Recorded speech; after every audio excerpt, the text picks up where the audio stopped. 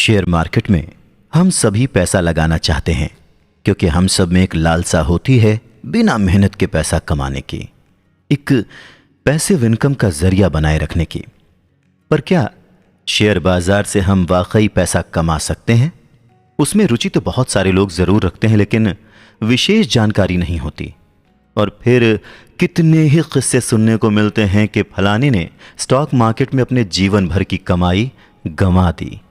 लेकिन ऐसे बहुत से लोग भी मिलेंगे जो इसी स्टॉक मार्केट के जरिए पैसा कमाते हैं, अपनी आमदनी बढ़ाकर अपने शौक पूरे करते हैं। स्टॉक मार्केट से कमाने के लिए ज़रूरी है कि इसकी बारीकियां समझी जाएं, और इन्हीं बारीकियों को हम समझ रहे हैं how to make money with breakout trading की इस बुक समरी से, जिस किताब को लिखा है इंद्रजीत शांतराज ने। इंद्रजीत इस किताब में लिखते हैं कि उन्होंने अपने 10 साल के ट्रेडिंग करियर में कई सारे इंडिकेटर्स को यूज़ किया है, बट ब्रेकआउट ट्रेडिंग ये उनका फेवरेट ट्रेडिंग सिस्टम है। इसके 3 रीज़न हैं।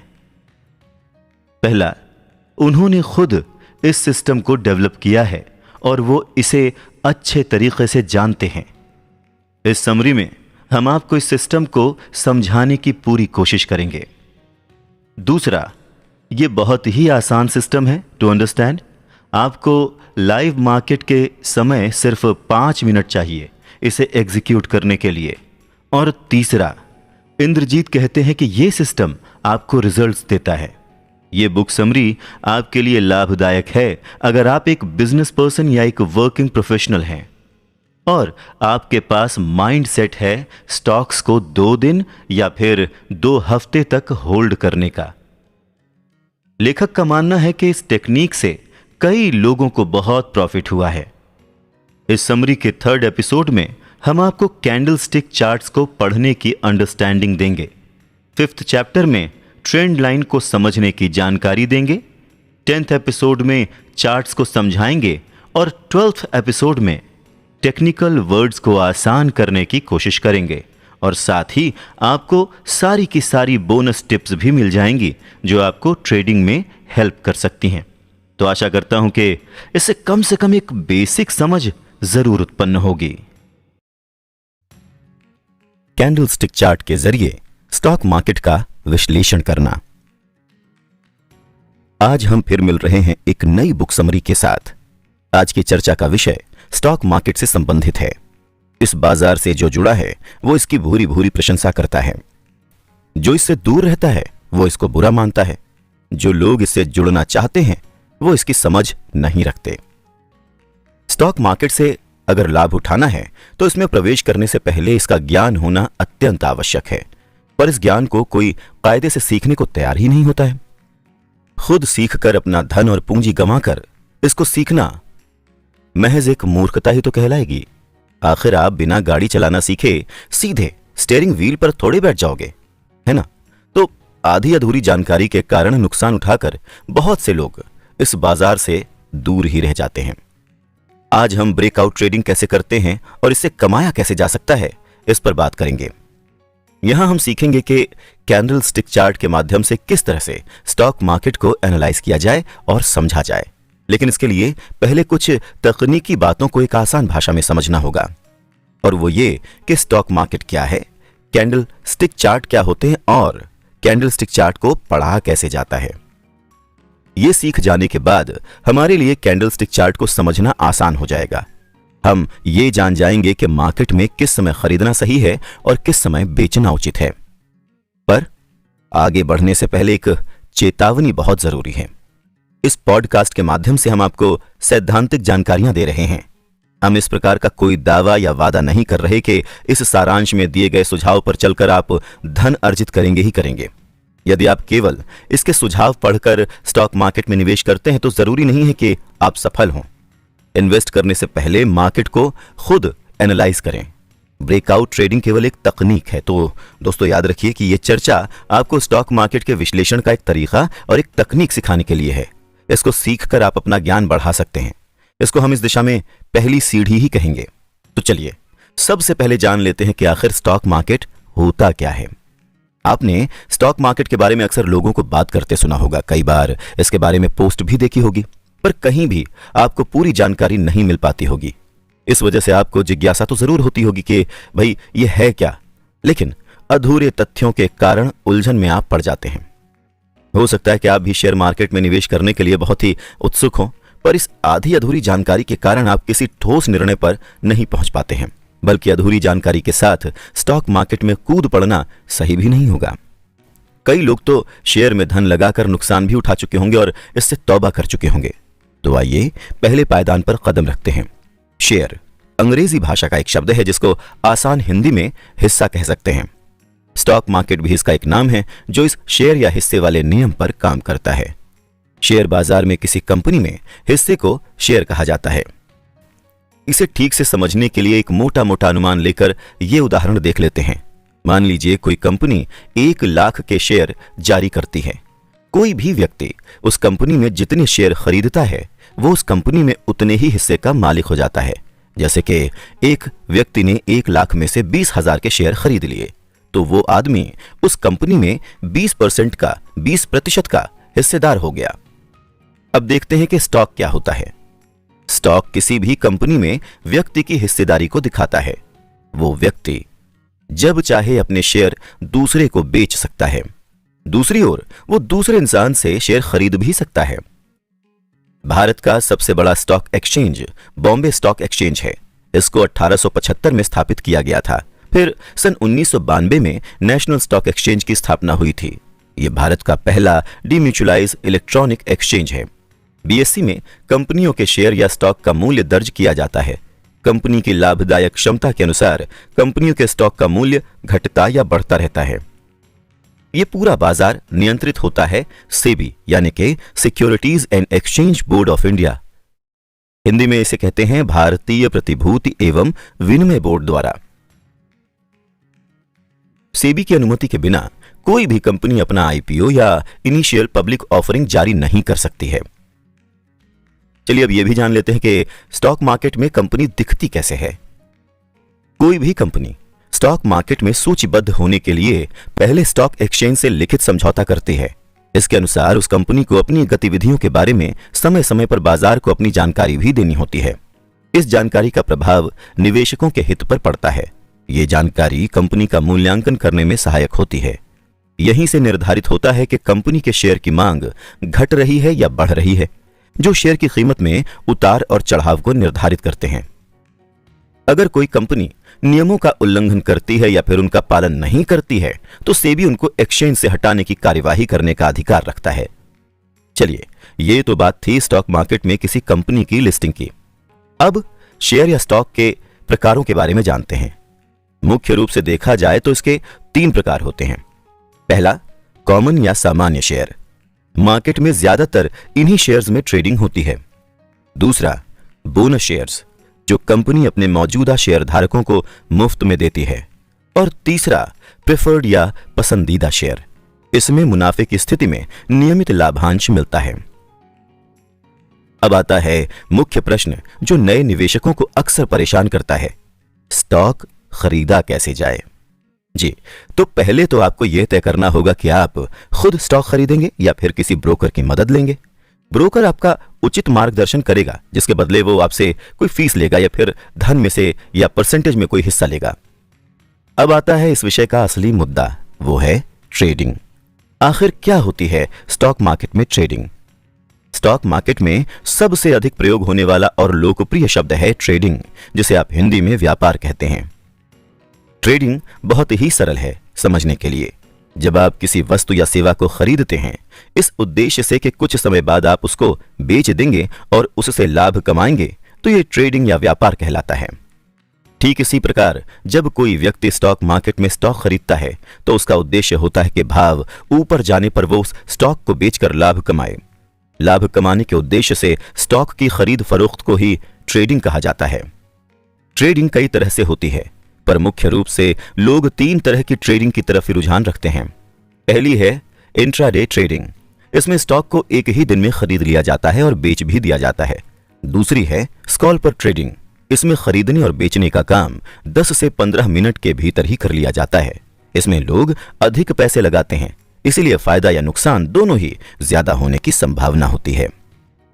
तीसरी होती है स्विंग ट्रेडिंग। इसमें स्टॉक खरीदने के बाद निवेशक कुछ दिन, कुछ हफ्तों या कुछ महीनों की भी प्रतीक्षा करता है, फिर जैसे ही अच्छे भाव मिलते हैं वो स्टॉक को बेच देता है। स्टॉक मार्केट में धन लगाना एक जोखिम भरा काम है, ऐसी एक आम अवधारणा है। इसीलिए कई लोग इसमें धन लगाने से कतराते हैं, लेकिन अगर पूरी और सही जानकारी के साथ ये काम किया जाए तो मुनाफा कमाया जा सकता है। ये पॉडकास्ट आपको कैंडल स्टिक चार्ट अथवा मोमबत्ती चार्ट के माध्यम से मार्केट का विश्लेषण सीखने के लिए बनाया गया है। याद रखिएगा, इसका मुख्य उद्देश्य आपका मार्गदर्शन करना है। यहां तक तो आप शेयर और स्टॉक मार्केट की एक मोटी मोटी जानकारी पा चुके हैं। अब अगले एपिसोड में हम सीखेंगे कि मोमबत्ती चार्ट या कैंडल स्टिक चार्ट होता क्या है, ट्रेडर या व्यापारी इसको स्टॉक मार्केट का ट्रेंड समझने के लिए कैसे प्रयोग करते हैं, कौन से ट्रेंड में मार्केट में उछाल आता है, किस तरह के ट्रेंड में मार्केट गिरता है। इतना समझने के बाद हम सीखेंगे कि अलग अलग तरह के कैंडल स्टिक चार्ट हमें क्या जानकारी देते हैं। हमारा अगला एपिसोड थोड़ा सा टेक्निकल हो सकता है, इसलिए मेरा अनुरोध रहेगा कि आप कुछ सादे पन्ने, पेन, स्केल, लाल और नीले रंग वाली पेंसिल या कलम का बंदोबस्त करके ही आगे सुने। जैसे ही किसी चार्ट की जानकारी दी जाए उसको निर्देश के अनुसार बना लें, तो आपके लिए सब कुछ समझना सरल हो जाएगा, आसान हो जाएगा। यकीन मानिए, कैंडल स्टिक चार्ट को समझना कोई मुश्किल काम नहीं है, ये बहुत सरल है। बस यूं कह दीजिए कि एक मोमबत्ती है जिसके दो सिरे हैं, दो अलग अलग रंग की ये मोमबत्तियां मार्केट के उतार और चढ़ाव को दिखाती हैं। बस, हाँ जी, बस इतना ही है। कुछ जटिल या उलझन भरा नहीं है इसमें, बस थोड़ा सा ध्यान देने की आवश्यकता है। तो मिलते हैं अगले एपिसोड में। तब तक आप उन सभी चीजों का इंतजाम कर लीजिए जो मैंने भी आपसे कहा है। कुछ सादे पन्ने, पेन, स्केल, लाल और नीले रंग वाली पेंसिल या कलम।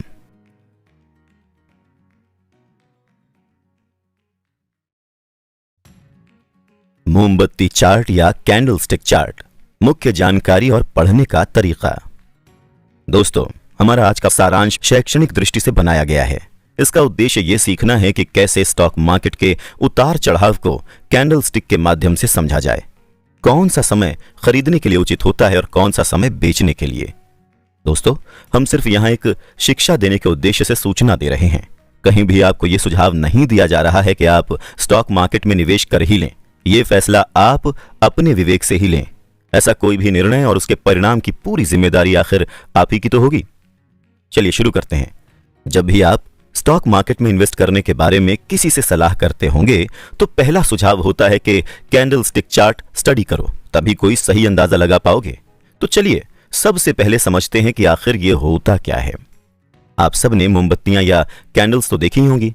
मोमबत्ती में अगर आप दो सिरे निकाल लें तो ये कैंडल स्टिक चार्ट में प्रयोग हो रहे कैंडल स्टिक जैसी बन जाएगी। अगर आप इसको एक पेपर पर बनाएं तो आप बीच में एक मोमबत्ती बना लें। अब इस ड्राइंग में मोमबत्ती का धागा दोनों सिरों पर बाहर निकाल दें। अब देखिए, ये एक ऐसी आकृति बन गई है जिसमें कैंडल या मोमबत्ती के दोनों छोरों पर धागा या जलने वाली विक निकली हुई है। लीजिए, बस तैयार हो गया आपका मोमबत्ती या कैंडल चार्ट। आप इसको इंटरनेट पर भी सर्च कर सकते हैं। आप कहेंगे इसमें क्या है, चार्ट बना लेना तो बहुत आसान है। असली परेशानी तो इसको समझने में पैदा होती है। तो चलिए दोस्तों, अब आगे समझते हैं कि ये मोमबत्ती चार्ट क्या दिखाता है, क्या दर्शाता है। ये तो स्पष्ट हो ही गया कि candle stick chart real body और विक्स से बना होता है। बॉडी को शेड्स कहते हैं और विक्स को क्लोजिंग। आप इसको बेलन के आकार का भी मान सकते हैं। अब समझ लेते हैं कि रियल बॉडी को कैसे पढ़ना और समझना है। रियल बॉडी जो मोमबत्ती का मोटा हिस्सा है वो ओपन प्राइस और विशेष समय सीमा में क्लोजिंग प्राइस के अंतर को दिखाता है। समय सीमा एक दिन, एक महीना या इसी तरह का हो सकता है। अब आप कहेंगे कि ओपन प्राइस क्या है। ओपन प्राइस का अर्थ है स्टॉक मार्केट खुलने पर उस दिन किसी शेयर का जो पहला मूल्य आंका गया। वहीं क्लोजिंग प्राइस से अर्थ है उस दिन मार्केट बंद होने से पहले उस शेयर का आखिरी मूल्य क्या आंका गया। चलिए हम अपने कैंडल के विवरण पर वापस आते हैं। कैंडल के ऊपर या नीचे का हिस्सा ओपनिंग दर्शाता है। इसी तरह क्लोजिंग भी कैंडल के ऊपर या नीचे का हिस्सा दर्शाता है। अगर परिसंपत्ति या जिसे हम बोलचाल की भाषा में एसेट कहते हैं उसका ओपनिंग प्राइस क्लोजिंग प्राइस से अधिक है तो कैंडल के ऊपर का हिस्सा ओपन प्राइस को दिखाएगा। इससे पता चल जाएगा कि प्राइस डाउन ट्रेंड में है। कैंडल का लाल रंग या काला रंग होगा। यदि एसेट का ओपनिंग प्राइस क्लोजिंग प्राइस से कम था तो ओपन कैंडल के नीचे वाले हिस्से में दिखाएगा। इससे पता चलेगा कि प्राइस अप ट्रेंड में था। कैंडल का रंग हरा या सफेद होगा। इसको दूसरे ढंग से भी समझ लेते हैं। अगर क्लोजिंग प्राइस ओपनिंग प्राइस से अधिक है तो क्लोज कैंडल के ऊपरी हिस्से में दर्शाया जाएगा। इससे पता चलेगा कि प्राइस अप ट्रेंड में था या चढ़ रहा था। कैंडल का रंग हरा या सफेद होगा। यदि क्लोजिंग प्राइस ओपनिंग प्राइस से कम है तो क्लोज प्राइस कैंडल स्टिक के नीचे के हिस्से में दिखाया जाएगा। इससे पता चलेगा कि प्राइस डाउन ट्रेंड में है, मतलब नीचे की ओर जा रहा है। कैंडल का रंग लाल या फिर काला होगा। तो सबसे पहला पॉइंट जो हमें ध्यान रखना है वो ये कि मोमबत्ती का रंग दिखाता है कि अप ट्रेंड है या फिर डाउन ट्रेंड। यदि आप चाहें तो कैंडल स्टिक का रंग अपनी पसंद के अनुसार से बदल भी सकते हैं। कैंडल स्टिक के ऊपर और नीचे की दो रेखाएं शैडोज कहलाती हैं। यह उस समय सीमा की उच्चतम और सबसे नीचे की कीमत को दर्शाता है। विशेष समय सीमा के दौरान बॉडी के शैडो के शीर्ष द्वारा उच्चतम या हाई प्राइस को दर्शाया जाता है। विशेष सीमा के दौरान लो प्राइस को बॉडी के निचले हिस्से के शैडो के नीचे दर्शाया जाएगा। अगर ओपन या क्लोज की कीमत सबसे अधिक है उसको कोई ऊपरी शैडो नहीं दिखाया जाएगा। यदि ओपन या क्लोज की कीमत सबसे कम पर है तो नीचे का शैडो नहीं दिखाया जाएगा। बस अगर आपने यह समझ लिया तो आगे के सब चार्ट और मार्केट ट्रेंड समझना आपके लिए आसान हो जाएगा। कैंडल स्टिक चार्ट में इन्हीं कैंडल स्टिक के माध्यम से मार्केट का ट्रेंड या उतार चढ़ाव दिखाया जाता है। व्यापारियों में यह कैंडल स्टिक चार्ट बहुत पॉपुलर है। ये लाइन ग्राफ और बार चार्ट की तुलना में बहुत सरल होते हैं और इसको केवल ब्रेकआउट ट्रेडिंग समझने के लिए ही नहीं इस्तेमाल किया जाता है, ये अन्य प्रकार की स्टॉक ट्रेडिंग में भी प्रयोग होता है। कैंडल स्टिक चार्ट विशेष अवधि या समय सीमा के दौरान में व्यापारों की विशिष्ट संख्या को पूरा होने को दिखाता है। इससे यह भी ज्ञात होता है कि विशेष अवधि के दौरान खरीद का दबाव अधिक था या बिक्री का। कैंडल स्टिक चार्ट का विश्लेषण करते समय 3 नियम ध्यान में रखिए। पहला, आपको ताकत खरीदनी चाहिए और कमजोरी को बेचना चाहिए। दूसरी बात, पैटर्न जिस ओर चल रहा है उसको समझकर थोड़ा लचीला होना चाहिए। और तीसरी बात, आपको पूर्व प्रवृत्ति या पहले के ट्रेंड की तलाश अवश्य करनी चाहिए। आप जानते हैं 1700 के शुरुआती दशकों में जापान में चावल की कीमत के उतार चढ़ाव को समझने के लिए कैंडल स्टिक चार्ट की शुरुआत की गई थी। 1750 में मोहसिना होमा ने जापान के सकाता के बाजार में चावल के आदान प्रदान में व्यापार करने के लिए इसका प्रयोग शुरू किया था। तो चलिए बात करते हैं ब्रेकआउट ट्रेडिंग की। आखिर क्या होती है ब्रेकआउट ट्रेडिंग? ब्रेकआउट उस स्थिति को कहा जाता है जब किसी एसेट की कीमत किसी प्रतिरोध या रेजिस्टेंस क्षेत्र से अधिक हो जाती है या किसी सपोर्ट एरिया से नीचे चली जाती है। ब्रेकआउट कीमत की क्षमता के ब्रेकआउट दिशा ट्रेडिंग की शुरुआत बतलाता है। इस कॉन्सेप्ट को एक उदाहरण से समझ लेते हैं तो ज्यादा क्लियर हो जाएगा। चार्ट पैटर्न से ऊपर की ओर का ब्रेकआउट उस कीमत को बताएगा कि कीमत की ट्रेडिंग ऊपर की ओर होगी। जो ब्रेकआउट उच्च वॉल्यूम यानी कि सामान्य वॉल्यूम की तुलना में ऊंचा होता है उस पर होते हैं तो वो अधिक दृढ़ता दिखाते हैं। इसका अर्थ हुआ कि कीमत उस दिशा में ट्रेंड करने की अधिक उम्मीद रखती है। ब्रेकआउट सब्जेक्टिव या व्यक्तिपरक हो सकता है।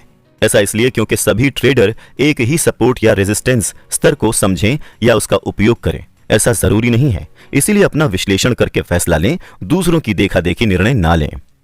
ब्रेकआउट संभावित ट्रेडिंग अवसर उपलब्ध कराते हैं। अपेक्षाकृत कम वॉल्यूम पर ब्रेकआउट के अधिक विफल होने की गुंजाइश होती है, इसीलिए कीमत के ब्रेकआउट दिशा में कम ट्रेंड होने के आसार होते हैं। चलिए अब यह भी जान लेते हैं कि प्रतिरोध या रेजिस्टेंस और सपोर्ट क्या होता है। स्टॉक मार्केट में टारगेट प्राइस को पता करने का तरीका होता है सपोर्ट और रेजिस्टेंस यानी कि प्रतिरोध पॉइंट को पता करना। सपोर्ट और रेजिस्टेंस किसी कैंडलस्टिक चार्ट का वो पॉइंट होता है जिस पर सबसे ज्यादा खरीदारी या बिकवाली होती है। सपोर्ट पॉइंट वो कीमत है जिस पर बिकवाल से ज्यादा खरीदार होने की उम्मीद की जा सकती है। रेजिस्टेंस या प्रतिरोध प्राइस पर खरीदार से ज्यादा बिकवाल होने की संभावना होती है। इस सपोर्ट और रेजिस्टेंस पॉइंट की सहायता से एक ट्रेडर किसी सौदे में घुसने का सही वक्त या एंट्री पॉइंट पता कर सकता है। रेजिस्टेंस का मतलब है रुकावट। रेजिस्टेंस कीमत बढ़ने या ऊपर जाने से रोकता है। स्टॉक मार्केट में किसी स्टॉक के चार्ट पर उस प्राइस पॉइंट को बताने के लिए किया जाता है जिस प्राइस पॉइंट से स्टॉक की कीमत ऊपर जाने से रुकती है। रेजिस्टेंस पॉइंट हमेशा स्टॉक की अभी की कीमत यानी करंट मार्केट प्राइस से ऊपर होता है। रेजिस्टेंस को जानने के बाद सपोर्ट को समझना थोड़ा आसान सा हो जाता है। सपोर्ट कुछ ऐसा है जो कीमत को सहारा देता है और उसे गिरने से रोकता है। सपोर्ट लेवल किसी चार्ट पर वो कीमत होती है जहां कारोबारी स्टॉक या इंडेक्स में खरीदने के मामले में अधिकतम मांग की उम्मीद करता है। जब भी कीमत सपोर्ट लेवल पर गिरती है तो उछाल की संभावना होती है, क्योंकि उस कीमत पर खरीद आने की उम्मीद होती है। सपोर्ट हमेशा मौजूदा बाजार कीमत से कम होता है। सपोर्ट को अधिकतर खरीदने के लिए ट्रिगर माना जाता है। दोस्तों, यहां तक हम आपको स्टॉक मार्केट, शेयर बाजार, कैंडलस्टिक चार्ट की मुख्य जानकारी दे चुके हैं। अधिक जानकारी के लिए आप इंटरनेट पर जा सकते हैं। मूलभूत ज्ञान यहां दिया गया है। इस पॉडकास्ट में लेखक ने ट्रेडिंग के अपने सालों के तजुर्बे का निचोड़ प्रस्तुत किया है, तभी इसमें आपको बेहद प्रैक्टिकल और व्यावहारिक ज्ञान सुनाई पड़ रहा होगा, जो स्टॉक मार्केट में आपकी राह को आसान बनाएगा। तो आज हम आपसे यहीं पर विदा लेते हैं, इस वादे के साथ कि अगले एपिसोड में हम और ज्यादा तथा इससे संबंधित नई जानकारियों के साथ मिलेंगे। तब तक के लिए सीखते रहिए, ग्रो करते रहिए। नमस्कार। असली और नकली ब्रेकआउट को कैसे पहचानें? अब तक हम ये ठीक ठीक समझ चुके हैं कि कैंडलस्टिक चार्ट क्या होता है, उसमें रेजिस्टेंस और सपोर्ट पॉइंट क्या होता है। यह भी साफ हो गया होगा कि पैसा लगाने से पहले स्टॉक मार्केट और विशेषकर कैंडलस्टिक चार्ट को गहराई से पढ़कर ट्रेंड समझना चाहिए। इसीलिए इसको इतना विस्तार से समझाने का प्रयत्न किया गया है। मुझे यकीन है कि इस मूल जानकारी के बाद आपके लिए आगे की जानकारी इकट्ठा करना और उससे सीखना बहुत आसान हो गया होगा और आपने ये जानकारी एकत्र भी कर ली होगी। तो आज के एपिसोड में हम सीखेंगे कि एक जेन्युइन ब्रेकआउट और एक फॉल्स ब्रेकआउट के बीच के अंतर को पहचानें कैसे, और फिर मार्केट में इन्वेस्ट करें। साथ ही स्मार्ट मनी और डम मनी के भेद को भी समझेंगे। ब्रेकआउट क्या है, इसको एक बार फिर से दोहरा लेते हैं। ब्रेकआउट से तात्पर्य है जब किसी एसेट की कीमत एक रेजिस्टेंस क्षेत्र से ऊपर जाती है या फिर एक समर्थन क्षेत्र से नीचे जाती है। ब्रेकआउट मूल्य के लिए ब्रेकआउट दिशा में ट्रेडिंग शुरू करने की क्षमता का संकेत देता है। अब ये जानते हैं कि फॉल्स ब्रेकआउट या जिसे फेल्ड ब्रेकआउट भी कहते हैं, वो क्या होता है। इसी भेद को न समझ पाने के कारण ही बहुत से लोग नुकसान उठा जाते हैं। इन्वेस्टोपीडिया के अनुसार एक फॉल्स या फेल्ड ब्रेकआउट तब होता है जब प्राइस किसी सपोर्ट या रेजिस्टेंस की रेखा को पार तो करता है पर उस पर अधिक देर तक टिकता नहीं है। क्योंकि ये एक वैध ब्रेकआउट नहीं होता है, इसीलिए लाभ होने की संभावना काफी हद तक घट जाती है। कई ट्रेडर्स ऐसे मौके पर अपनी ट्रेडिंग क्लोज कर देते हैं। दूसरे शब्दों में, जब मार्केट टेम्पररी तौर पर की या बुनियादी रेजिस्टेंस अथवा बुनियादी सपोर्ट ऊपर या नीचे मूव करे और कुछ समय के बाद फिर से अपने ट्रेंड पर वापस आ जाए, तो इसको फॉल्स ब्रेकआउट कहा जाएगा। एक ट्रेडर के लिए यह जानना जरूरी होता है कि वो फॉल्स और असली ब्रेकआउट के बीच अंतर कर सके, क्योंकि ट्रेड में एंट्री या एग्जिट, ब्रेकआउट या फिर फॉल्स ब्रेकआउट अवसर के जरिए ही होती है। यहां पर इसका मायने ये बिल्कुल नहीं कि दूसरी ट्रेड टेक्निक काम नहीं करेगी। अगर कोई ट्रेडर एक बेहतर एंट्री और एग्जिट पॉइंट की तलाश में है, तब ये टेक्निक काम करेगी। तो आगे बढ़ने से पहले मार्केट में मौजूद दो समूहों को भी समझ लिया जाए। एक है स्मार्ट मनी और दूसरा है डम मनी। स्मार्ट मनी होती है इंस्टीट्यूशनल इन्वेस्टर्स, बड़ी मछली। इनके पास बड़ा पैसा होता है और साथ ही इंफॉर्मेशन की ताकत होती है। ये लोग मार्केट को दिशा और गति देते हैं। डम मनी होता है non professional trader, retail trader, जो अक्सर जल्दी पैसा कमाने की फिराक में रहते हैं। स्मार्ट मनी बड़ी मात्रा में खरीद कर ग्राफ को गिराने से रोक लेता है। अगर ये कुछ दिन तक चले तो इससे पता चलता है कि स्मार्ट मनी इस कीमत पर बेचने को तैयार नहीं है और डम मनी सेलिंग करके समाप्त हो चुका है। अगर आप कैंडलस्टिक चार्ट देखेंगे तो यह साफ दिखेगा कि स्मार्ट मनी कीमत गिरने नहीं दे रहा है, तो इस समय एंट्री करने का सही निर्णय होगा। पर ध्यान रहे, आप स्मार्ट मनी के साथ ट्रेड नहीं कर सकते जब तक आप उनका एक हिस्सा ना हो। इसके अलावा एक चीज बिल्कुल तय कर लीजिए कि अगर आप एग्जिट प्लान कर रहे हैं तो उस समय एग्जिट कर लीजिए जिस समय स्मार्ट मनी एग्जिट कर रहे हैं। एंट्री और एग्जिट ट्रेड में आपकी किस्मत को निर्धारित करते हैं। इस ब्रेकआउट ट्रेडिंग के 3 मुख्य अंग हैं। पहला, सही ट्रेडिंग लाइन खींचना। दूसरा, जेन्युइन ब्रेकआउट को पहचानना और तीसरा, ट्रेड को सही तरीके से एग्जीक्यूट करना। आगे के एपिसोड्स में इस विषय पर गहन चर्चा करेंगे। ब्रेकआउट ट्रेडिंग और फॉल्स ब्रेकआउट ट्रेडिंग का फर्क बहुत ध्यान से अध्ययन करने के बाद ही समझ में आता है। इसीलिए इसके अंतर को अच्छे से समझना या यूं कहिए कि इसको पहचानना जरूरी है। तो दोस्तों, हम एंट्री पॉइंट और एग्जिट पॉइंट को चुनना सीख गए हैं। आगे हमको देखना है कि हम सही ट्रेंड लाइन कैसे खींचें। साथ ही साथ ये भी कि कैसे हम ट्रेंड लाइन के जरिए मार्केट के रुझान को समझें, और समझने के लिए या रेफरेंस के लिए आप इंटरनेट पर दिए गए कैंडल चार्ट को भी देख सकते हैं। अगर आप स्टॉक मार्केट से कुछ लाभ कमाना चाहते हैं तो ये बहुत जरूरी है। साथ ही साथ हम ग्राफ को बनाना और समझना सीखते चलेंगे। आप चाहें तो tradingview.com पर कैंडल स्टिक चार्ट को देख सकते हैं।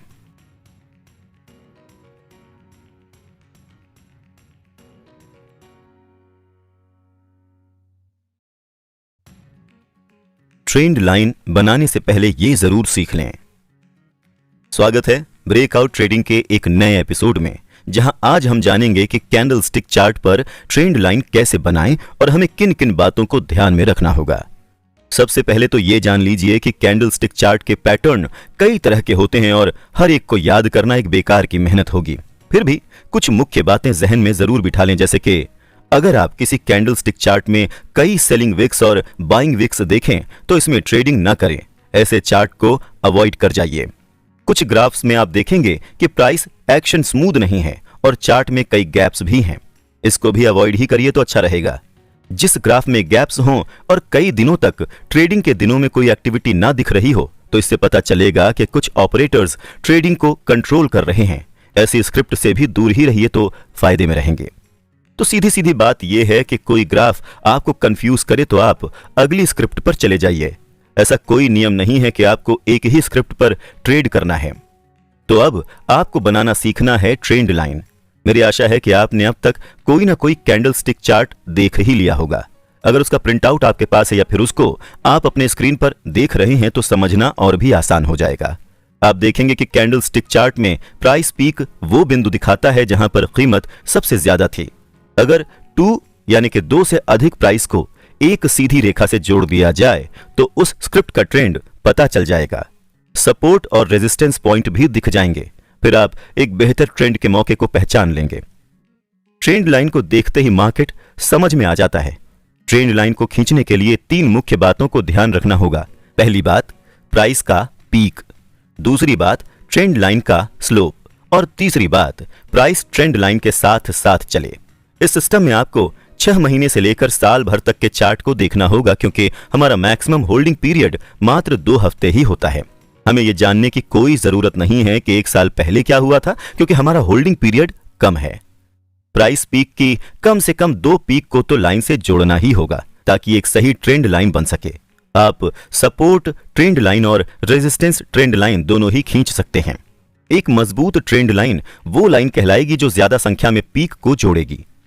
यह देखना होगा कि कीमत में ट्रेंड लाइन से एक निश्चित प्रकार का ब्रेक हो तो यह एक विपरीत दिशा में बड़ा मूव देगा। अब स्लोप पर आते हैं।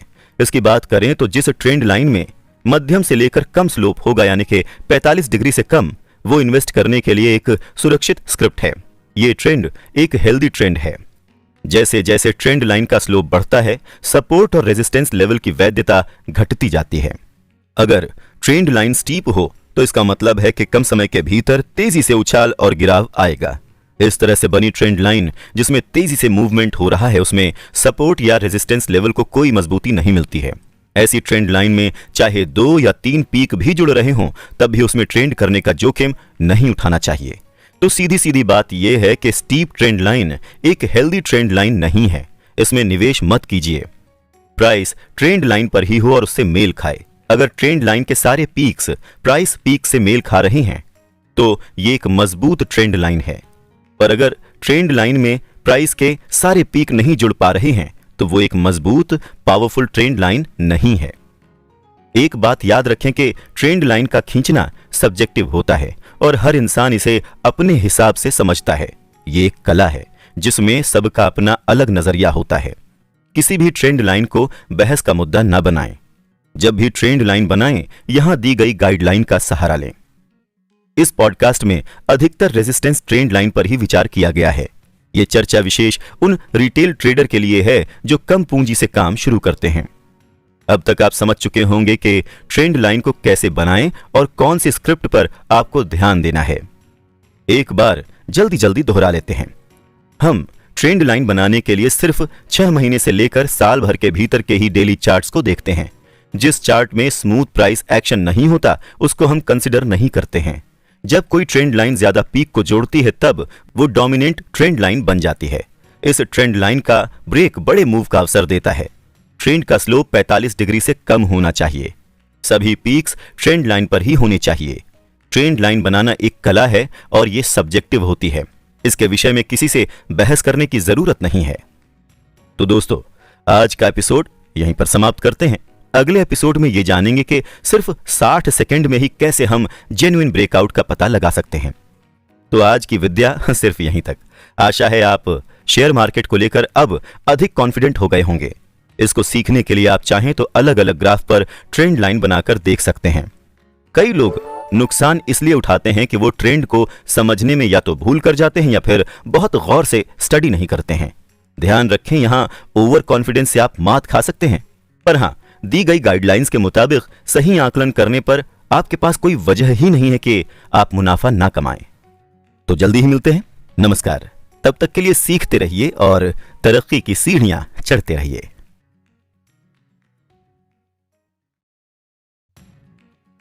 Breakout trading. ब्रेकआउट जेन्युइन है भी या नहीं, कैसे जाने मात्र 60 सेकंड में।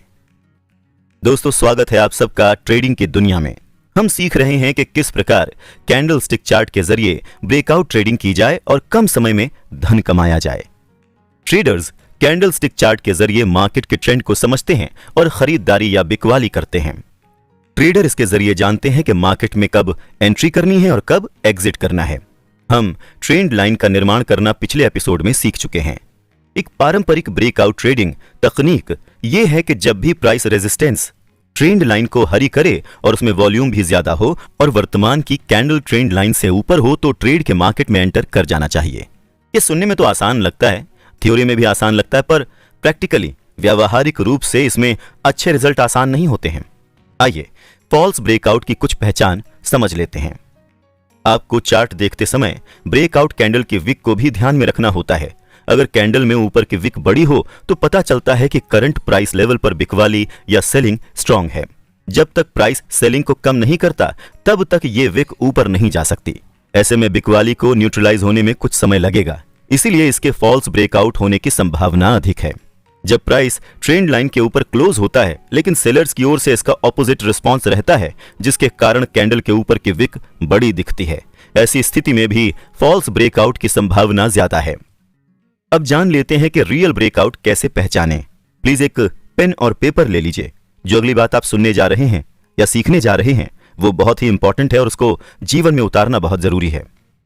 4 मुख्य बातें हैं जो रियल ब्रेकआउट को फॉल्स ब्रेकआउट से अलग करती हैं।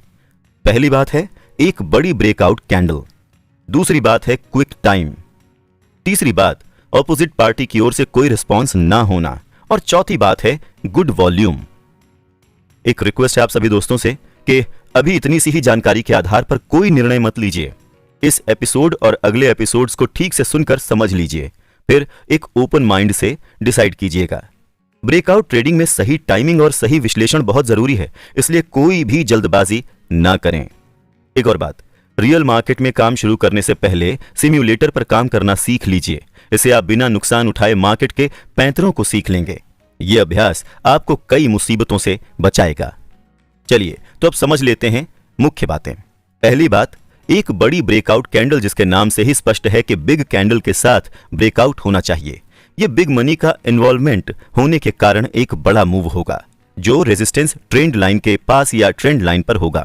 पर अगर उस स्क्रिप्ट में बाकी की कैंडल औसत साइज की है पर ब्रेकआउट बिग कैंडल से हुआ है तो फिर यह ध्यान देने वाली बात है, हमें इससे दूर ही रहना है।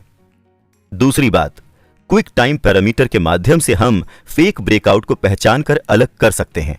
अक्सर ट्रेडर्स कुछ ऐसे स्क्रिप्ट या चार्ट को चुन लेते हैं जिसमें प्राइस रेजिस्टेंस से बाहर तो मूव होता है लेकिन छोटी कैंडल के साथ। ऐसा तब होता है जब वो गलत ट्रेंड लाइन बना लेता है। इस सिस्टम में हम हमेशा डेली चार्ट को रेफर करते हैं, इसीलिए ब्रेकआउट एक ही दिन में होना जरूरी है। उस स्क्रिप्ट को ध्यान नहीं देना है जिसमें रेजिस्टेंस ट्रेंड लाइन ब्रेक होने के बाद कैंडल की एक छोटी रेंज दिखे। इसका मतलब ये नहीं है कि ऐसे स्क्रिप्ट में बिग मूव नहीं होंगे। यहां सिर्फ ये ध्यान रखिए कि वो बिग शार्क्स प्ले कर रही हैं और वो अभी हमारे स्कोप से बाहर हैं, इसीलिए इसके चक्कर में ना पड़िए। हमें तो उस सिस्टम पर ही प्ले करना है जहां सब कुछ साफ साफ दिखे और आप ऐसे सिस्टम पर अपने इमोशन को काबू में रखकर प्ले कर सकें। अधिक जोश में आकर अपना नुकसान मत कर लीजिएगा। तो याद रखिए, जहां जहां रेजिस्टेंस लाइन की ब्रेकिंग के बाद स्मॉल कैंडल्स ब्रेकिंग लाइन के ऊपर दिखें, हमें ऐसे स्क्रिप्ट को अवॉइड करना है, उनसे दूर रहना ही बेहतर है। तीसरी बात, absence of opposite party response. यह बात पारंपरिक ब्रेकआउट ट्रेडिंग कॉन्सेप्ट से अलग ही है। जब हम देखें कि रेजिस्टेंस ट्रेंड लाइन में ब्रेकआउट हुआ है, अगर ये जेन्युइन ब्रेकआउट है तो सेलर्स को यहां नहीं होना चाहिए, या फिर स्मार्ट मनी सेलिंग को ऑब्जर्व कर रही हो। सीधा मतलब यह है कि ब्रेकआउट कैंडल पर बिग सेलिंग नहीं दिखनी चाहिए, क्योंकि होने वाली सेलिंग सीरियस सेलिंग होगी। अगर ब्रेकआउट के बाद सेलिंग विक्स नहीं है तो स्मार्ट मनी प्ले कर रहा है। अगर थोड़ी सी सेलिंग विक दिख रही है जो लगभग कैंडल के साइज की तुलना में नगण्य है, तब फिर कॉमन सेंस के आधार पर निर्णय किया जा सकता है। अगर कोई स्पेसिफिक रेफरेंस चाहिए तो हम ये कंसीडर कर सकते हैं कि सेलिंग विक कैंडल की पूरी बॉडी का मात्र 20% ही हो। यहां एक उदाहरण देख लेते हैं। मान लीजिए कि किसी दिन का लो 100 है और उस दिन का हाई 110 है, तो उस दिन का क्लोज 108 से ऊपर होना चाहिए, क्योंकि उस दिन का रेंज 10 पॉइंट है। इस तरह डे रेंज का 20% मात्र 2 पॉइंट ही होगा। अब अगर सेलिंग विक हमें काफी हद तक बड़ी दिखे, तब यह ब्रेकआउट ट्रेडिंग हमारे लिए नहीं है। इस पर ध्यान न दें और इसको तुरंत छोड़ दें। चौथी बात, गुड वॉल्यूम। यह जान लेना बहुत ही जरूरी है कि स्मार्ट मनी ब्रेकआउट सिनेरियो में इन्वॉल्व है या नहीं। जैसे कि हम देखेंगे कि ब्रेकआउट कैंडल में एक बड़े वॉल्यूम की स्पाइक है, समझ लीजिए कि बिग मनी इन्वॉल्व है। उस स्क्रिप्ट को चुनना बेहतर होगा जिसमें ब्रेकआउट से पहले कुछ दिन का कंसोलिडेशन दिखाई दे। इससे बिल्डअप होने के लिए थोड़ा समय मिल जाता है और सेलर्स को भी मौका मिल जाता है। अगर ब्रेकआउट अपर साइड पर है तो यह दिखाता है कि सेलर्स फेल हो गए हैं और वो बचाव के लिए काम कर रहे हैं। ऐसे स्क्रिप्ट में सफलता के ज्यादा मौके मिलते हैं। तो दोस्तों, एक बार दोहरा लेते हैं कि अभी हमने क्या सीखा। असली सफलता पाने के लिए रियल ब्रेकआउट को फिल्टर कर लेना बहुत जरूरी है। रियल ब्रेकआउट की पहली विशेषता यह है कि ब्रेकआउट बिग कैंडल के साथ होना चाहिए। रियल ब्रेकआउट की दूसरी विशेषता है कि ब्रेकआउट क्विक टाइम में आना चाहिए। डेली चार्ट पर एक ही दिन ब्रेकआउट क्राइटेरिया साफ दिखना चाहिए। ब्रेकआउट की तीसरी विशेषता जो ध्यान देने योग्य है वो है ऑपोजिट पार्टी के रिस्पॉन्स में एब्सेंस। इसमें ब्रेकआउट कैंडल में सेलिंग विक नहीं होती है। ब्रेकआउट की चौथी विशेषता है कि कैंडल में एक अच्छा खासा वॉल्यूम मौजूद हो, पर यह सब सीख लेने से ही हम ट्रेंडिंग में सफल नहीं हो सकते हैं। सफलता के लिए हमें इस ज्ञान का सही एग्जीक्यूशन भी करना होगा। यही हम अगले एपिसोड में सीखेंगे। तब तक के लिए नमस्कार, जल्दी मिलते हैं। याद है ना, अभी आपको ट्रेडिंग नहीं करनी है, सिर्फ सिम्युलेटर पर ट्रेडिंग के गेम को खेलना है। सीख जाने के बाद ही आप असली ट्रेडिंग में उतरिएगा। बाय दोस्तों, टेक केयर।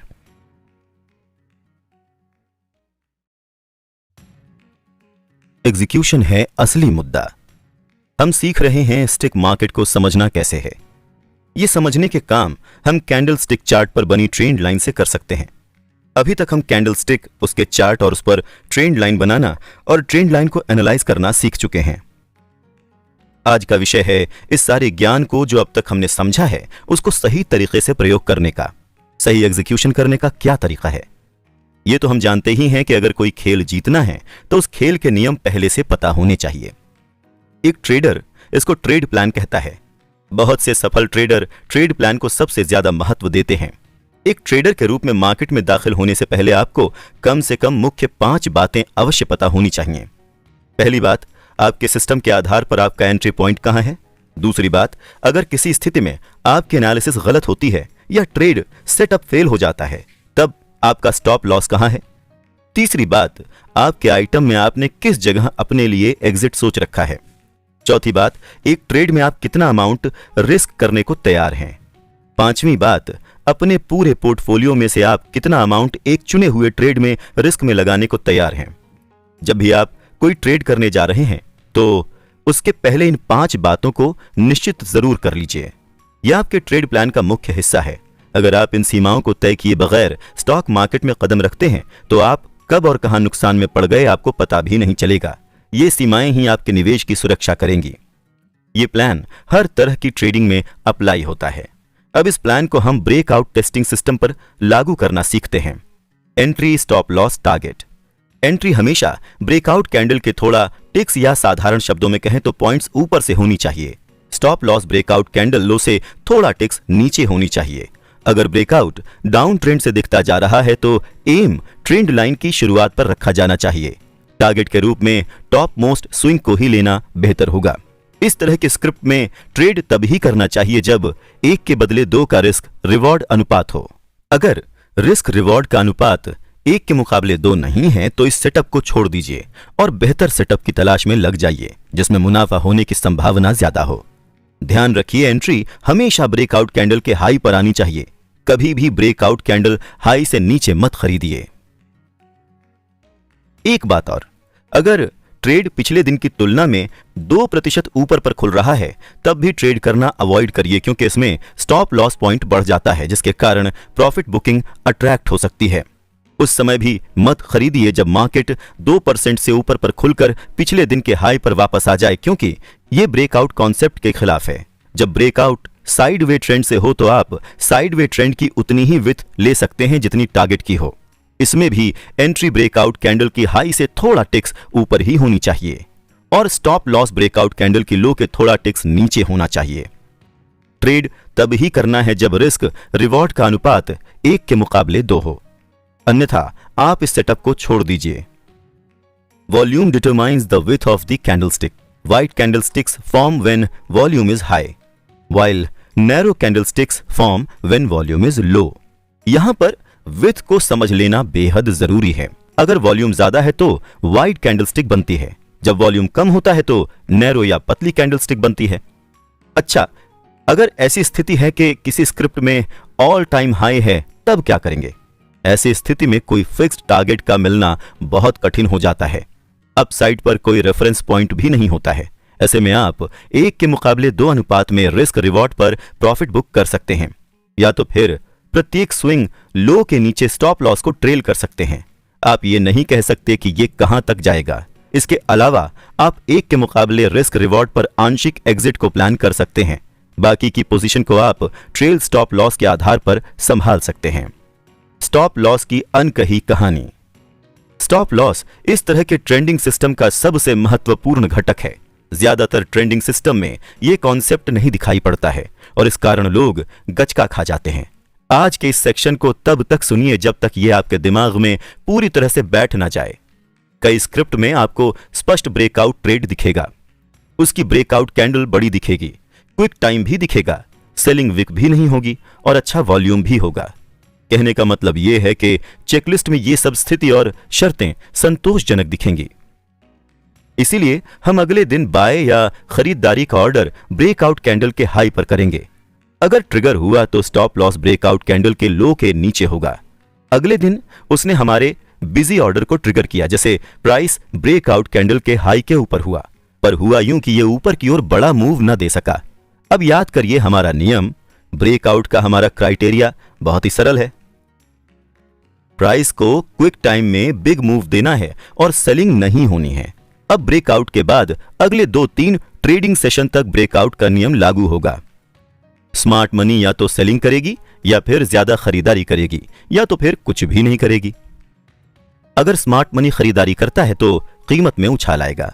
अगर स्मार्ट मनी कोई रिस्पॉन्स नहीं करता तो कीमत ऊपर जा सकती है या फिर वहीं रुकी रहेगी, पर कोई बिकवाली या सेलिंग नहीं होगी। अगर स्मार्ट मनी बिकवाली या सेलिंग करता है तो क्विक सेलिंग दिखाएगा, गिरावट या फॉल। पर जब हमें ब्रेकआउट के अगले दिन सेलिंग दिखती है तब ओरिजिनल स्टॉप लॉस पर रुकने का कोई अर्थ नहीं है। तब यह बेहतर होगा कि करंट डे कैंडल के लो से नीचे ट्रेल कर लिया जाए। इस तरह का ट्रेल स्टॉप लॉस से ब्रेक एवं ट्रेड हो जाएगा। हो सकता है कि थोड़े पॉइंट का नुकसान भी हो, लेकिन इनिशियल रिस्क अमाउंट का 90% बच जाएगा।